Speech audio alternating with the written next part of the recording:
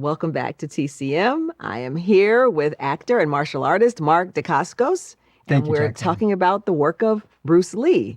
Yes. So next up, we have The Way of the Dragon, 1972. Bruce Lee plays a character who is deployed by his uncle to go to help folks who run a Chinese restaurant in Rome who are dealing with some thugs. Yes. Always a lot of thugs. And we come back to the fish out of water theme. Yes. We find that although Bruce Lee's character is well-versed in some things, in others, he is not. And this culture is completely foreign and new to him, as is how to deal with women. Yes, there's some awkwardness there, right? Very awkward, yes. Why do you think that is? The character, at least, seems to me that he put so much focus into the martial arts that he didn't have much time for socializing with the ladies. And I think it's a really charming element because you can see how it evolves from being very awkward with his hostess, who he's working for, and how they end their relationship.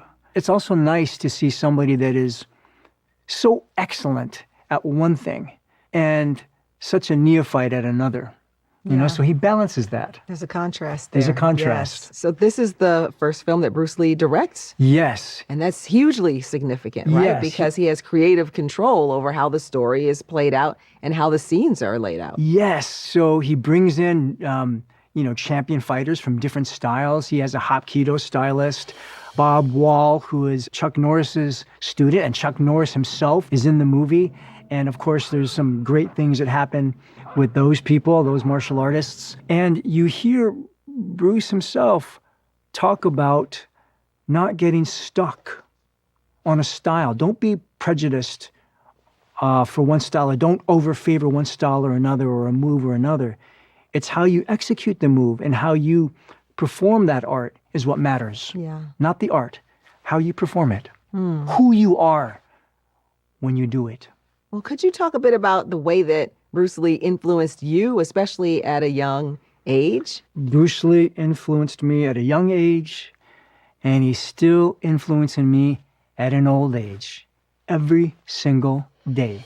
As a kid, it was the first time somebody that I sort of identified with physically, you know, there's an Asian man on the big screen. I'd never seen an Asian man in a movie. And as my mother and father are both kung fu teachers and Bruce Lee did martial arts, there was that immediate connection with that because after school, I would be brought down to the kung fu school. And whether I wanted to train or not, my brother and I were forced to train. We're at the school, so mom was a champion, dad was a champion. You guys are going to train.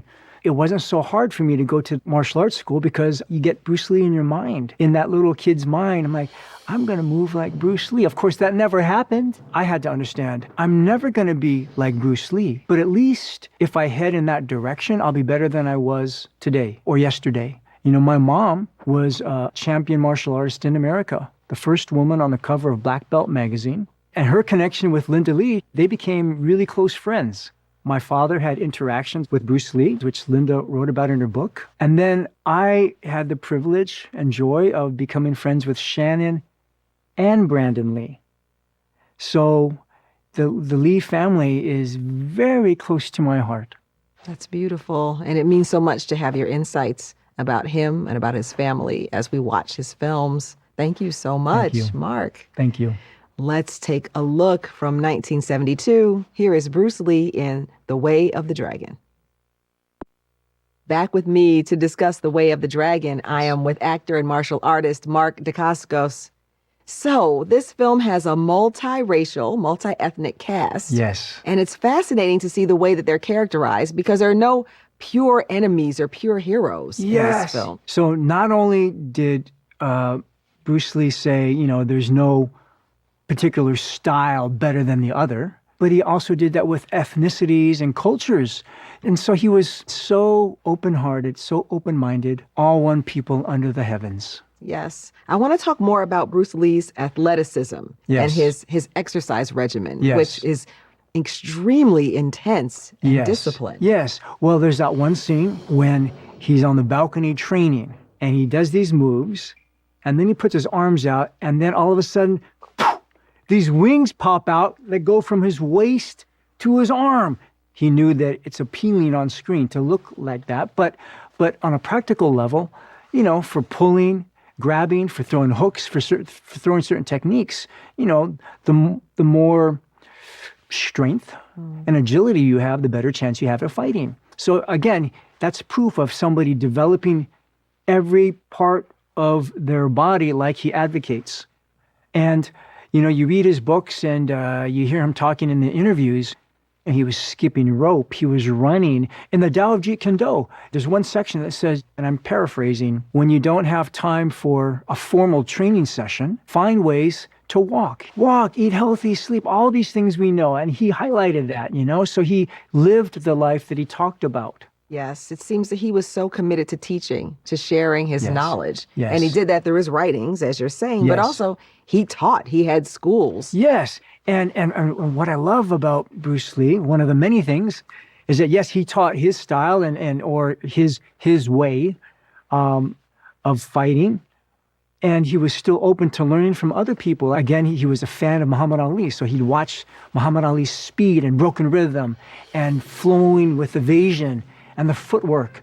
He'd watch Taekwondo and Judo people practice their arts, the kicking and the throwing, Jiu-Jitsu, obviously, and then the counters. There's the conventional way, and then there's the way that maybe people don't think about that could also work. That's why I go back to Shannon Lee's book, Be Water, My Friend. She writes that he was always talking about being pliable, being fluid, but he talked about water, and she writes a great story about him talking about how he did not understand what Yip Man, his Wing Chun teacher, was telling him. You have to be softer. You have to find different ways to be gentle sometimes, even in your fighting. And he didn't understand that until he had this encounter with water, and how water, no matter what, finds its way. And if it doesn't find it this way, it finds it over here or over here or over there, And so he used that, I think, in getting to do movies and television and his acting, and he certainly did it in his martial arts. Yes, he did. Well, listen, it's been such a pleasure to talk with you about Bruce Lee's life and his work tonight. And I hope you'll come back next week as we keep this tribute to Bruce Lee going. Thank you, Jacqueline. Most definitely. Thank you so much. Please stay with us for more on TCM, always uncut and commercial free. Next on TCM, Cry Terror, then Cat o' Nine Tails, and later Eyes in the Night. TCM knows where they got those peepers tonight.